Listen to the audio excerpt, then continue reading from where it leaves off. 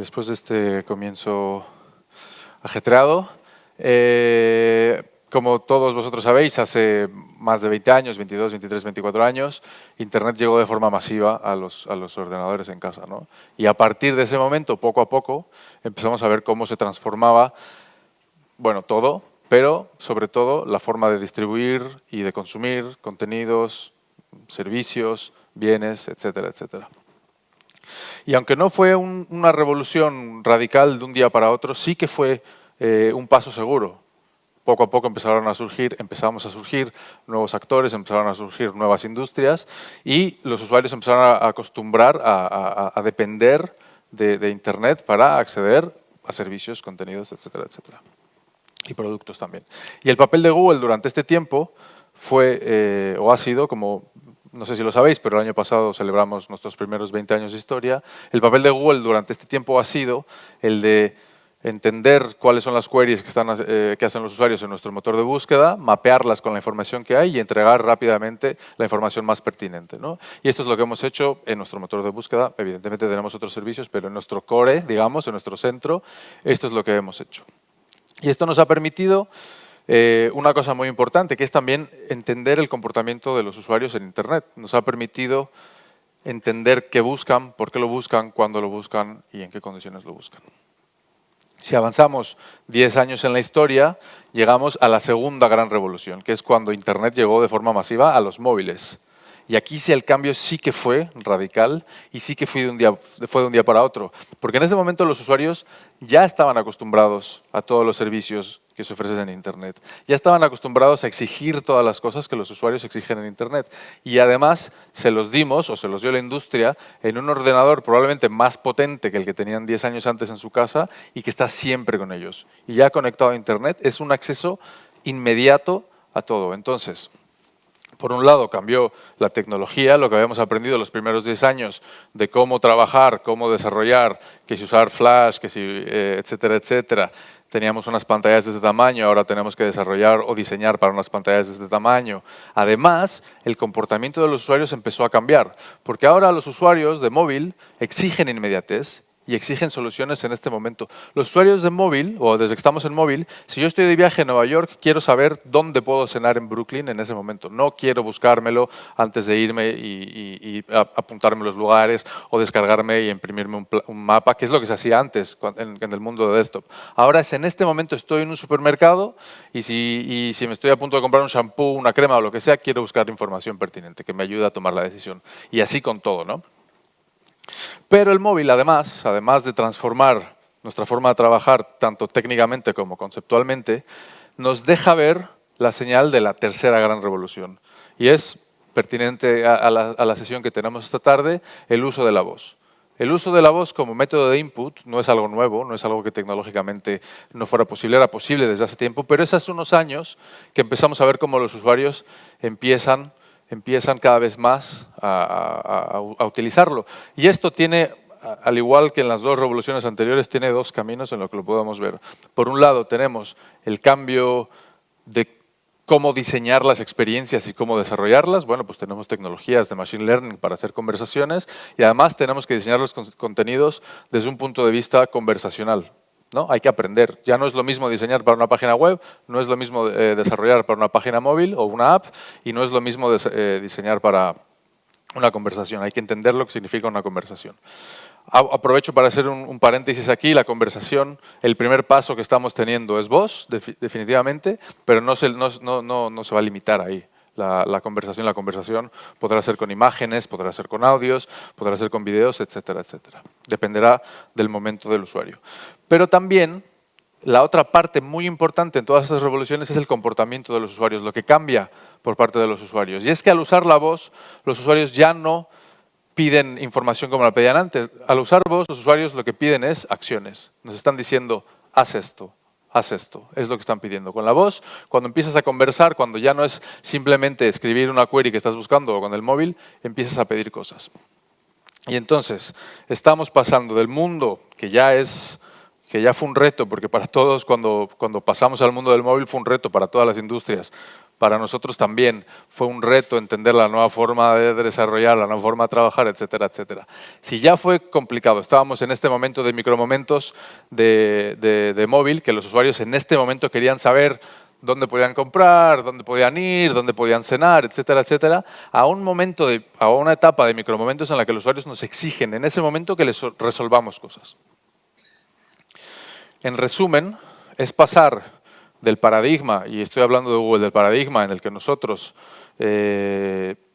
desarrollamos unas tecnologías que nos permiten entender qué es lo que están buscando los usuarios, mapear esa búsqueda con toda la información que existe en Internet y entregar los resultados más pertinentes. Estamos pasando a un modelo en el que tenemos que entender qué es lo que está pidiendo el usuario, procesarlo, personalizarlo y entregar una acción. Y para eso nosotros hicimos el Google Assistant. Y así, antes se hacía referencia a la misión de Google, que es organizar la información del mundo y hacerla accesible a todo el mundo. La del Assistant es ayudar a la gente a hacer cosas. Ser la mejor forma para hacer las cosas y ayudarlo. No sé cuántos de vosotros estáis acostumbrados a utilizar nuestro asistente o el asistente de otras grandes compañías, pero este es un ejemplo muy común de cómo funciona nuestro asistente en el móvil, en un teléfono. Entonces, cuando tú tienes una conversación, lo normal es que digas qué tiempo hace, no dices qué tiempo hace en Madrid, ¿no?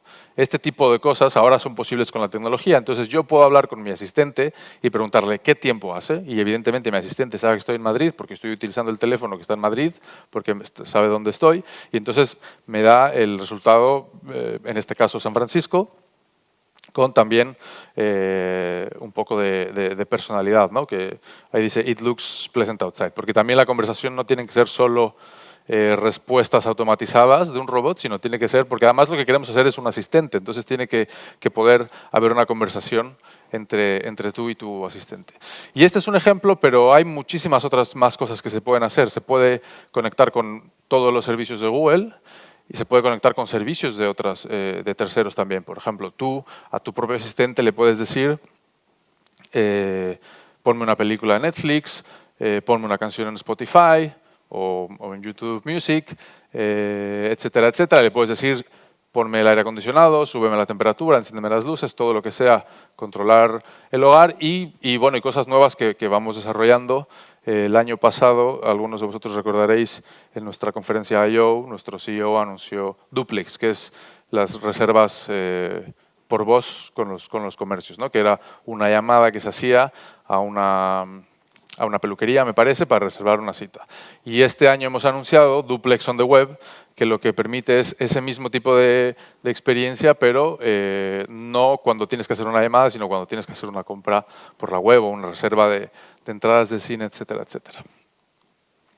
Y nuestros dispositivos o nuestro asistente está disponible no solo en nuestros dispositivos, que algunos de vosotros conoceréis, el Google Home o el Nest Hub que lanzamos hace un par de semanas, que es la pantalla inteligente, sino que también está en los dispositivos iOS, también está en estos otros dispositivos como Android Auto, Android TV, ordenadores, etcétera, etcétera. Y además hemos desarrollado una plataforma que se llama Actions on Google, que con esta lo que queremos hacer es que no solo nosotros ofrezcamos una experiencia de asistencia, sino que otras marcas, otros actores, como los 40 principales, por ejemplo, que han lanzado tengan un action en el que seáis vosotros los que desarrolléis vuestra propia experiencia de asistencia.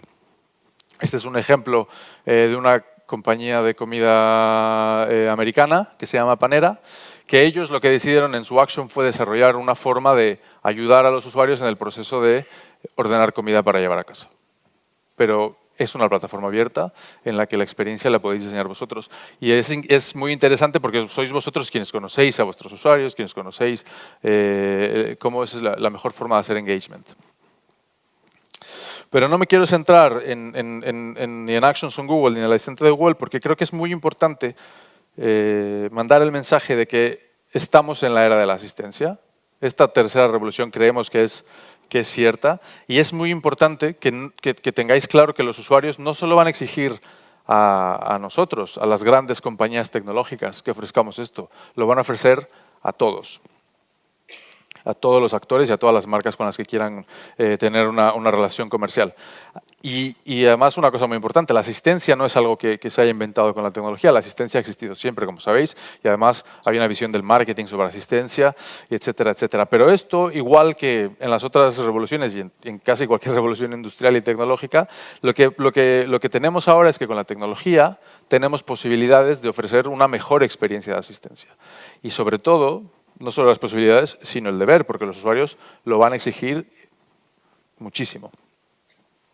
Estamos súper convencidos que la asistencia va a ser el campo de batalla del futuro. Las marcas, para triunfar, cualquier tipo de marca, tendrá que saber estar en dónde están los usuarios, haciendo referencia a los diferentes momentos de todos los dispositivos en los que está disponible el asistente, pero también saber entender qué es la experiencia que va a triunfar, cuál es la experiencia que los usuarios van a querer utilizar y repetir. Definitivamente, no tengamos ninguna duda que la interacción con los clientes o con los consumidores va a ser una experiencia conversacional. Estamos absolutamente reconocidos y esto no es algo nuevo, el branding, el brand recall and awareness van a ser más importantes, no quiero decir que no sean importantes, han sido importantes desde hace 60 años más o menos, pero ahora incluso más, porque si siempre hemos tenido, cuando trabajamos en branding, siempre hemos tenido que desarrollar una imagen de marca, etcétera, etcétera, ahora esa imagen de marca será una persona, tendrá una personalidad. Y el paso número 1 para ponerte a trabajar en experiencias de asistencia es desarrollar y definir la personalidad con la que vas a atender a tus usuarios. Y si esa personalidad a mí no me cae bien, no voy a interactuar con tu marca. Y esto será cada vez más y más. Y la última, Promotion and Distribution, pues evidentemente que la promoción y la distribución tendrán que ser optimizadas para los asistentes digitales. Esto ha sido la clave de la primera revolución web hace 20 años, la clave de la revolución mobile hace 10 años. La optimización ha sido la clave del éxito. Y aunque no siempre el primer experimento que hacen las marcas ha sido el más exitoso, sí que ser de los primeros que se mueven a eso, a esa nueva tecnología, lo mismo pasó hace 20 años como sobre todo hace 10, siempre quedan en la memoria de los usuarios como el actor del móvil, ahora será el actor de la asistencia, y además genera conocimiento dentro de las empresas, porque tú empiezas a tener, con los pequeños experimentos que vas dando, empiezas a tener un equipo que empieza a entender la tecnología, las ventajas y las posibilidades. Y ya, para terminar, solo quiero recordaros que, insisto, que estamos en esta era, estamos empezando, es el momento de empezar a investigar, de empezar a probar, pero hay que tener muy presente que los usuarios, a lo largo de estos 20 años, han adquirido muchísimo conocimiento. Es un poco los super users que decía Pilar, son usuarios que saben muchísimo de tecnología, saben utilizar la tecnología muchas veces mejor que nosotros, aprenden de ella antes que nosotros y esperan muchísimo de la tecnología. Muchas gracias.